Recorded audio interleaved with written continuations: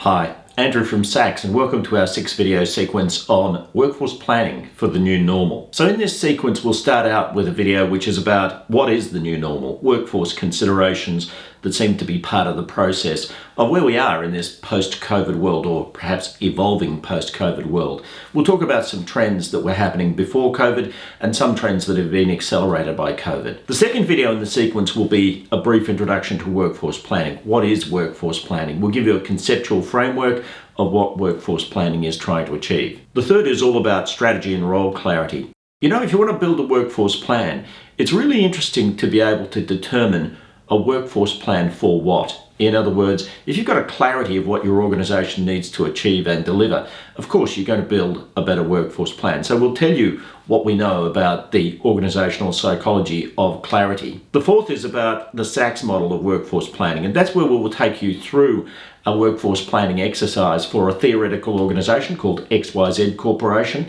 and we'll explain to you the stages that you undertake in a workforce planning process in order to get the greatest deal of benefit out of it. The fifth is about leadership of workforce planning. In other words, workforce planning is not just a mechanistic process where you forecast the workforce of the future. It's actually a leadership development exercise as well. And so it needs to be led well, and we'll talk about how to maximize the levels of engagement of staff in this process by virtue of leading the process effectively. And finally, we'll finish off in module 6 about the type of person that copes best with challenging times. So 6 videos all on the topic of workforce planning for the new normal. And that really requires us to make some predictions about the new normal. Now, this is a table which outlines a range of different management consulting firms and what they forecast the new normal is likely to be in this rapidly evolving post-COVID world. So you'll see that all of them say that there are going to be significant changes in workforce and work, and in particular, an increase in remote working, reskilling of employees, growth in the gig economy, and I'll talk about that in a little bit more detail just in a few slides. But things like upskilling, things like remote work, things like greater flexibility of how work is done. And certainly that seems to be a trend from right across the world. The concept of enforcing the situation where people come to an office and work only in that office, that's a very rapidly receding characteristic. And certainly the organizations that are winning the war for talent right now are the ones that are bringing the greatest degree of flexibility to the approach that they bring to getting work done. Culture.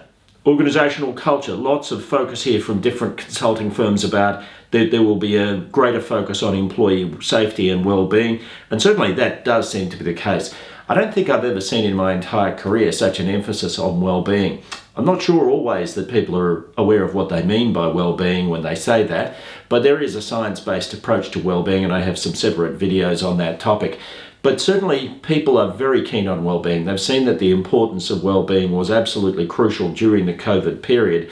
And it's really interesting how that's persisting as we move out of the COVID world and into a kind of a new normal. The next one is about technology and infrastructure, and certainly because of the fact that so much work is done remotely these days, that's required a rejigging of organizational infrastructure to be able to cope with remote work, and things like sharing platforms, SharePoint and those sorts of things have really accelerated in their growth of uptake in organizations so that people can share and work on documents remotely. Business and operating model, a range of forecasts here, but in particular, things like consumer behavior and certainly an uptake of online shopping has been an observation of everybody. A number of the consulting firms forecast that there will be a reshoring of business where business will be brought back to localities close to head office. Well, that forecast was made about a year ago now, and that doesn't seem to be holding up. If anything, COVID seems to have made people more broad-minded about where their services might come from.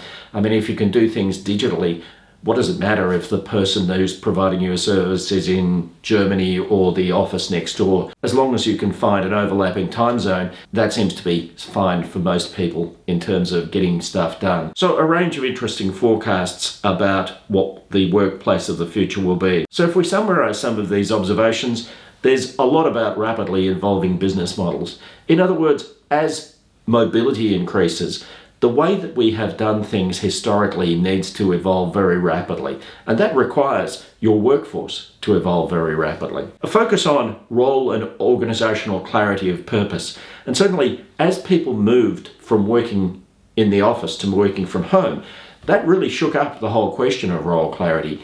The job that I'm doing at home, is that the same as the job that I was doing in the office? Well, most employees don't think so, and certainly there needs to be effort put in to create organisational clarity, and we have a video later in this sequence specifically about that. New competencies to enable delivery, such as technology usage. There's been a lot of research done about remote working, and I'll be also talking about that in a few slides down the track, but remote work does require different competencies. The ability, of course, to use technology is an obvious competency, but how about the ability to collaborate effectively when you're not in the same office as your colleagues? That's a capability which is also something that needs to be learned when people are working in this remote form. Wellbeing and employee resilience. Well, not just the well-being of employees, but also the leadership skills which cause leaders to be able to lead for wellbeing. A very strong focus. The competencies of employees to become more resilient and to manage their own well-being better, and also leadership to do that.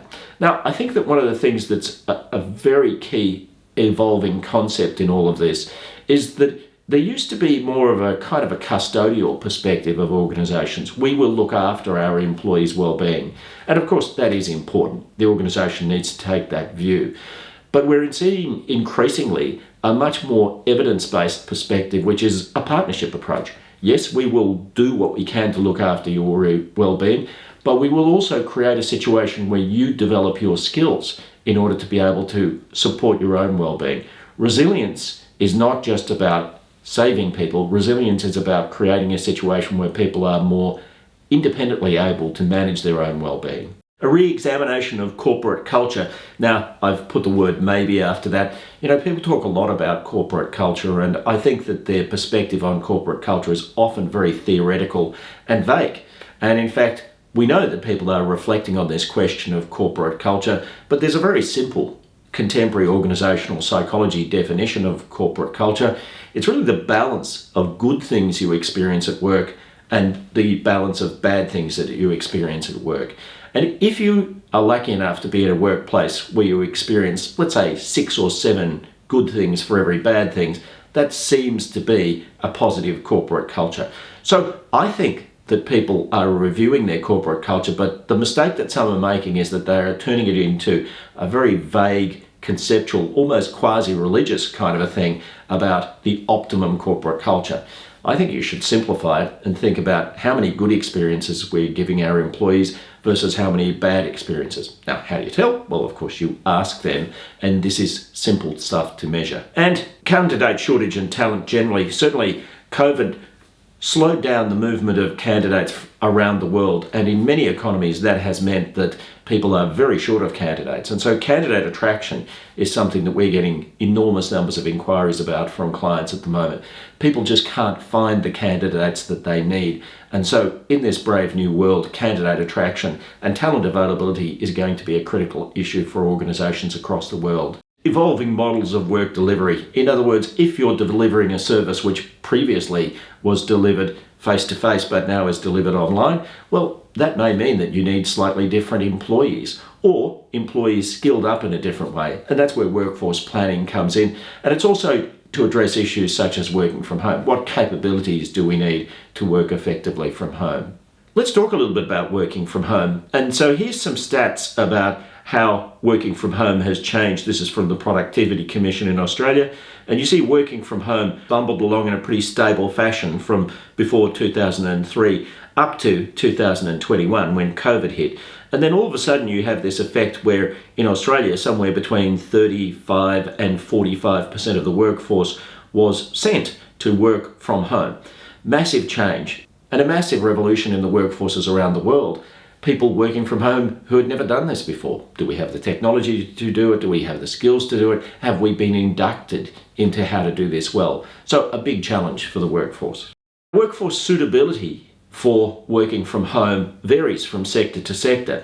So to use the example of mining, the proportion of people working from home before the pandemic in comparison with in response to the pandemic, it actually dropped slightly, but many increased rapidly. So for instance, rental, hiring and real estate services, 21% jumped up to 34%. If we look at education and training, 24% jumped up to 41%. And for instance, in things like arts and recreational services, 7% jumped up to 28%. Massive increases in the amount of people working from home. Why? Certain sectors are just more suited to working from home. It's often said that it's very difficult to outsource a haircut. So the nature of work, particularly if it's the sort of work that might be called knowledge management work, lend itself particularly well to people working from home. If your job is to dig stuff up out of the ground, it's very difficult to do that from anywhere other than the mine site. So it's not surprising that that didn't respond so significantly to the work from home trend that was introduced by COVID-19. And so working from home by job type, this is also really stark. You'll see that professionals tended to work from home much more than, let's say, a machine operator. Clerical people could work from home, managers could work from home, but technicians, sales, community workers, labourers didn't respond anywhere near as much to working from home by virtue of the COVID-19 pandemic. So that really raises an interesting question about working from home. Is it a good thing? Well, yes, it is. In fact, if you take 1,000 employees and send them to work from home, you'll find that they are slightly more productive in general and slightly happier, slightly more engaged in their work. So it's a good thing from that point of view. But it's not a perfect thing, because there are also some negatives, and we know that research across the world has shown that there tends to be more blurred boundaries around work and family. So when you finish your work, you don't tend to walk away from it in the same way that you would if you left an office, got into a bus and went home. So it's much more difficult to have the clear boundaries between work and home if you are working from home.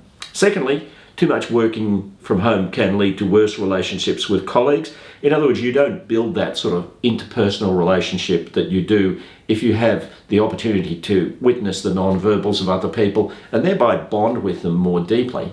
And finally, some people are not suited to working from home. And so, for instance, if you happen to be a strong extrovert and also a little bit emotionally unstable, the sort of person who feels things very deeply, that appears to be almost the worst combination for working from home.